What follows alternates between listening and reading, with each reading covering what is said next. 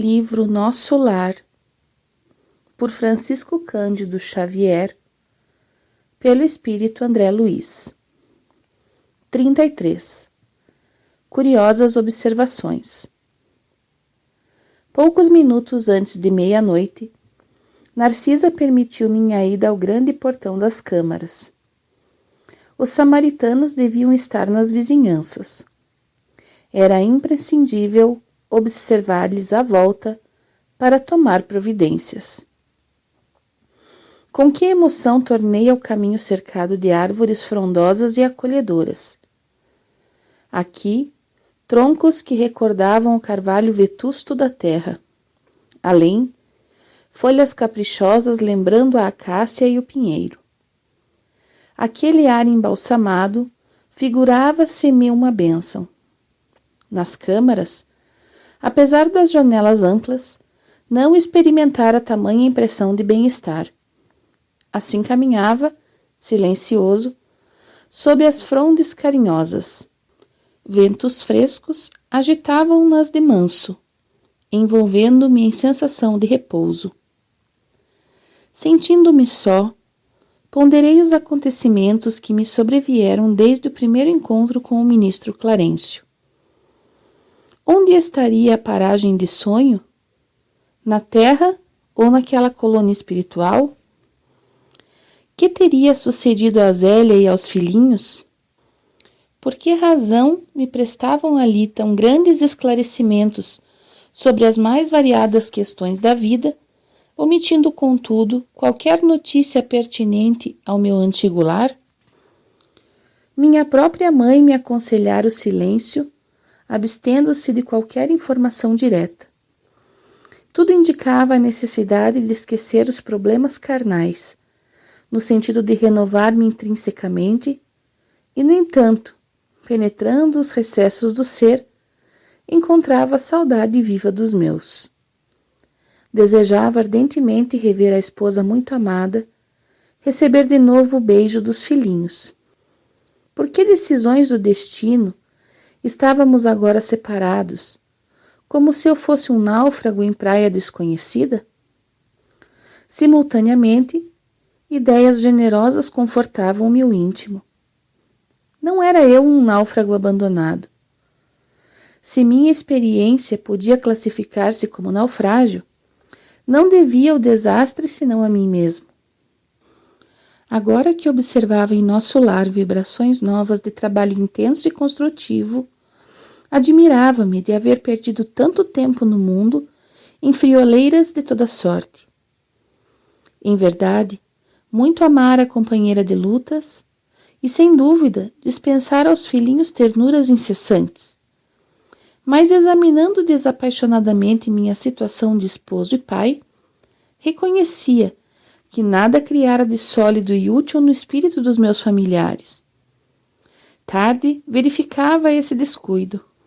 Quem atravessa um campo sem organizar sementeira necessária ao pão e sem proteger a fonte que sacia a sede, não pode voltar com a intenção de abastecer-se. Tais pensamentos instalavam-se-me no cérebro com veemência irritante. Ao deixar os círculos carnais, encontrar as penúrias da incompreensão. E que teria sucedido à esposa e aos filhinhos, deslocados da estabilidade doméstica para as sombras da viuvez e da orfandade? Inútil interrogação. O vento calmo parecia sussurrar concepções grandiosas, como que desejoso de me espertar a mente para estados mais altos. Torturavam-me as inquirições internas, mas prendendo-me então aos imperativos do dever justo, aproximei-me da grande cancela, investigando além pelos campos de cultura. Tudo luar e serenidade, céu sublime e beleza silenciosa. Extasiando-me na contemplação do quadro, demorei alguns minutos entre a admiração e a prece. Instantes depois, divisei ao longe 2 vultos enormes que me impressionaram vivamente. Pareciam 2 homens de substância indefinível, semiluminosa, Dos pés e dos braços pendiam filamentos estranhos, e da cabeça como que se escapava um longo fio de singulares proporções. Tive a impressão de identificar 2 autênticos fantasmas. Não suportei. Cabelos eriçados, voltei apressadamente ao interior. Inquieto e amedrontado, expus a Narcisa a ocorrência, notando que ela mal continha o riso. Ora essa, meu amigo, disse por fim, mostrando bom humor. Não reconheceu aquelas personagens? Fundamente desapontado, nada consegui responder, mas Narcisa continuou. Também eu, por minha vez, experimentei a mesma surpresa em outros tempos. Aqueles são os nossos próprios irmãos da terra. Trata-se de poderosos espíritos que vivem na carne em missão redentora e podem, como nobres iniciados da eterna sabedoria, abandonar o veículo corpóreo, transitando livremente em nossos planos. Os filamentos e fios que observou são singularidades que os diferenciam de nós outros. Não se arreceie, portanto.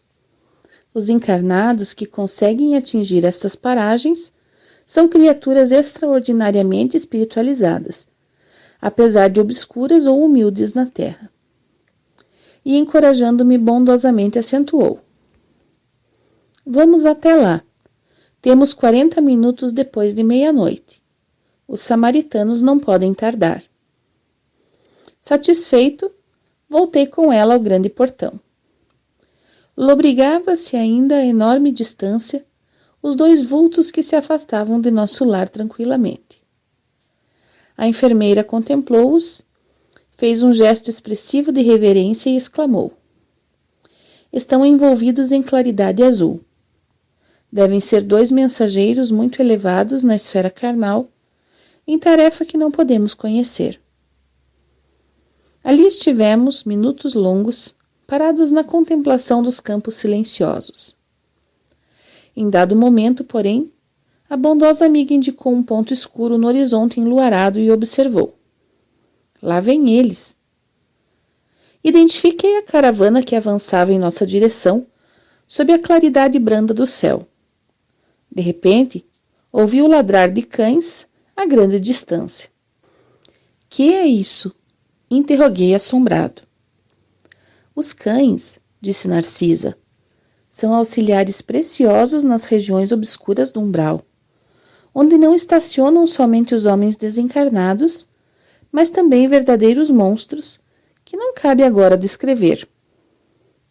A enfermeira, em voz ativa, chamou os servos distante, enviando um deles ao interior transmitindo avisos. Fixei atentamente o grupo estranho que se aproximava devagarinho. 6 grandes carros, formato diligência, precedidos de matilhas de cães alegres e bulhentos, eram tirados por animais que, mesmo de longe, me pareciam iguais aos muares terrestres. Mas a nota mais interessante eram os grandes bandos de aves, de corpo volumoso, que voavam a curta distância acima dos carros, produzindo ruídos singulares. Dirigi-me incontinente a Narcisa, perguntando: onde o aerobus? Não seria possível utilizá-lo no umbral? Dizendo-me que não, indaguei as razões. Sempre atenciosa, a enfermeira explicou. Questão de densidade da matéria. Pode você figurar um exemplo com a água e o ar. O avião que fende a atmosfera do planeta não pode fazer o mesmo na massa equórea. Poderíamos construir determinadas máquinas como o submarino, mas por espírito de compaixão pelos que sofrem, os núcleos espirituais superiores preferem aplicar aparelhos de transição. Além disso, em muitos casos, não se pode prescindir da colaboração dos animais. Como assim? Perguntei surpreso. Os cães facilitam o trabalho. Os muares suportam cargas pacientemente e fornecem calor nas zonas onde se faça necessário.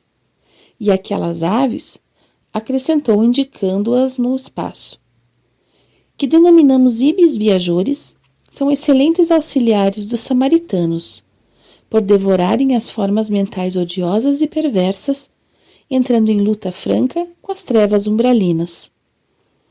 Vinha agora mais próxima à caravana. Narcisa fixou-me com bondosa atenção, rematando. Mas no momento, o dever não comporta minudências informativas. Poderá colher valiosas lições sobre os animais, não aqui, mas no Ministério do Esclarecimento, onde se localizam os parques de estudo e experimentação. E distribuindo ordens de serviço, aqui e acolá, preparava-se para receber novos doentes do espírito.